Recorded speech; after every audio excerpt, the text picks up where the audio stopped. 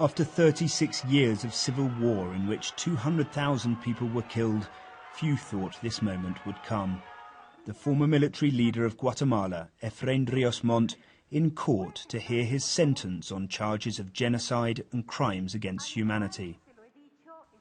In court too, some of the thousands of victims, members of the Ixchil ethnic group, who day after day had testified over the rape, torture and murder the military had inflicted on them and their families during Rios Montt's time in power.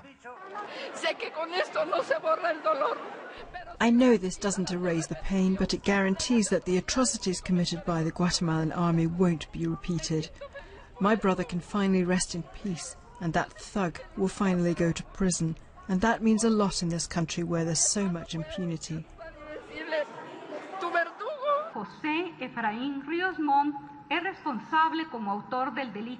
When finally the judge issued her findings, they were unequivocal. Rios Montt had overseen genocide in Guatemala and had done nothing to prevent it. To cheers from the human rights campaigners in court, Judge Barrios sentenced the former military leader to 80 years in prison, 50 for genocide, 30 for crimes against humanity. Hunger, systematic rape and forced displacements had all been used as tools of war against the Ixchil people, she said, for whom merely being a member of the indigenous group was a mortal offence.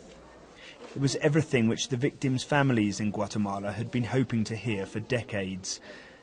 But for the former president's supporters, it was a gross misrepresentation of his time as leader. He had protested his innocence until the last, saying he was not involved in local conflicts. But it wasn't enough to convince the court. While this is a day which victims' families, groups and human rights organisations in Central America thought would never come, it's also unlikely to be the end of the story. Mr. Rios Montt is sure to lodge an appeal. That said, the prosecution will do everything in their power to make sure he spends the rest of his life behind bars. Will Grant, BBC News, Mexico City.